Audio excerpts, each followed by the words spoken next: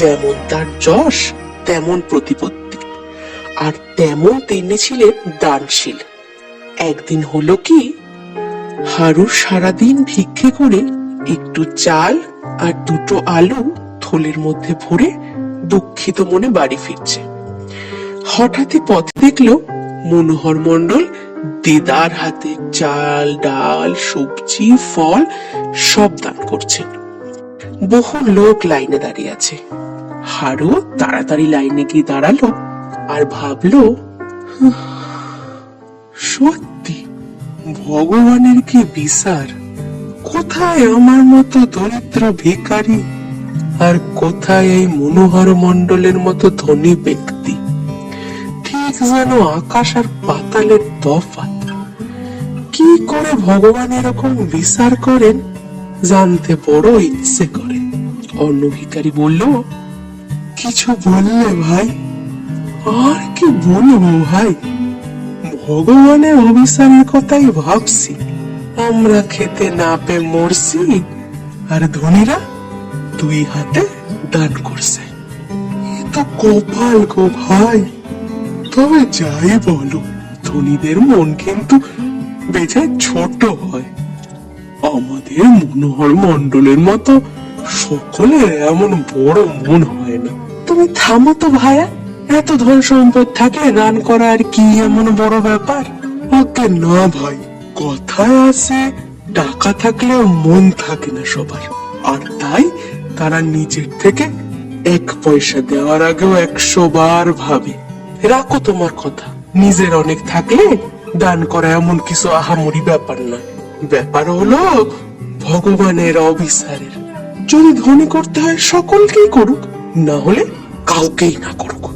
অন্য ভিখারি আর কথা বাড়ায় না। এইভাবে লাইন এগোতে এগোতে, তোমার কি হয়েছে? এত উদাস দৃষ্টিতে তুমি আমার দিকে তাকিয়ে কি দেখছো? না না, কিছু না প্রভু, আপনার সামনে কিছু বলার ক্ষমতা আমার নাই। আরে না না, একদম না।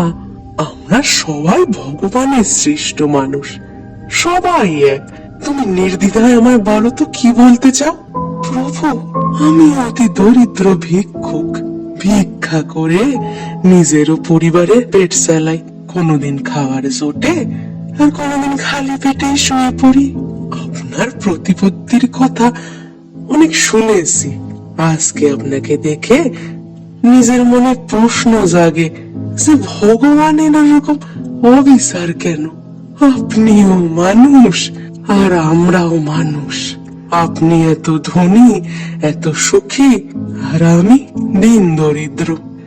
দেখো, আমি অতি সামান্য ব্যক্তি। আমার যা আছে, যা দিয়েছে সবই ভগবান। তাই তোমার অত কঠিন প্রশ্নের উত্তর আমার পক্ষে দেওয়া সম্ভব নয়।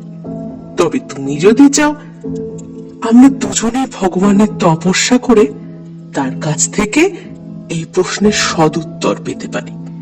আপনার অতি দয়া প্রভু, অতি দয়া, অতি দয়া। আমার কোনো আপত্তি নেই, বরং আমার মনের দ্বিধার সমাপ্তি হবে এতে। চলুন, আমরা দুজনে অরণ্যের ভেতর গিয়ে তপস্যা করি। বেশ তো, তাই চলো। এই বলে মনোহর আর হারু গভীর জঙ্গলে প্রবেশ করলো, আর সেখানেই একটি বনস্পতির নিচে বসে তপস্যা শুরু করলো।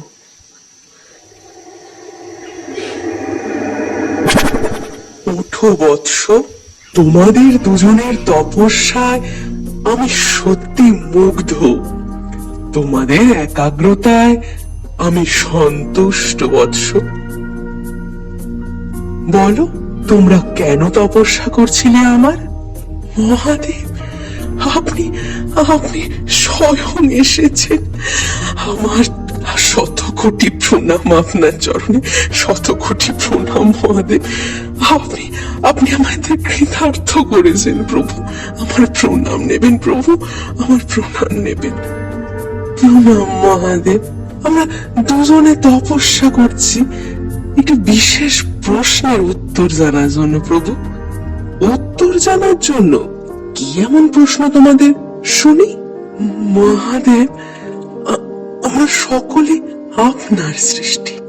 আপনি সকলে একরকম করে গড়েছেন, কিন্তু আমাদের সকলের জীবনে এত তফাৎ কেন প্রভু? এই দেখুন, আমি অতি দরিদ্র ভিখারি, খেতে পাই কোনোদিন কোনোদিন কিছুই পাই না।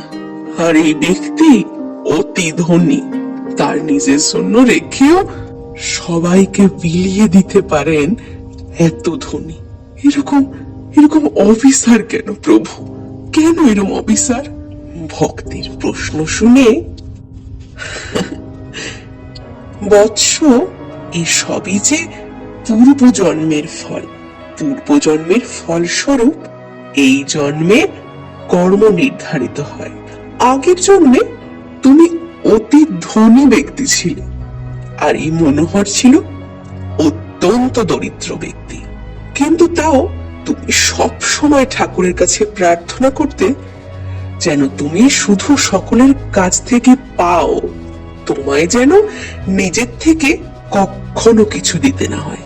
তোমার ধন সম্পদ তুমি সব সময় নিজের কাছে রেখে দিতে, কাউকে দান করার কথা কখনো মনে হয়নি তোমার। আর প্রভু, এই মনোহর আগের জন্মে অতি সজ্জন দরিদ্র ছিল। নিজে কিছু না থাকলেও সে সব সময় প্রার্থনা করত যেন সকলকে দান করতে পারে।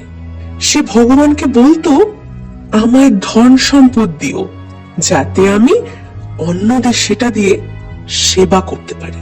আর তাই এই জন্মে সে সেই সুযোগ পেয়েছে। আর তুমি কেবল অন্যের থেকে দান নিয়ে জীবন নির্বাহ করছো। আমায় ক্ষমা করুন মহাদেব, আমি নিজের ভুল বুঝতে পেরেছি, আর নিজে প্রশ্নের উত্তরও পেয়ে গেছি। এই বলে তারা দুজনে মহাদেবকে প্রণাম করার সঙ্গে সঙ্গে চোখ খুলে দেখে মহাদেব অদৃশ্য হয়ে গিয়েছে। হারু নিজের প্রশ্নের উত্তর পেয়ে মনোহরের কাছেও ক্ষমা চেয়ে নেন।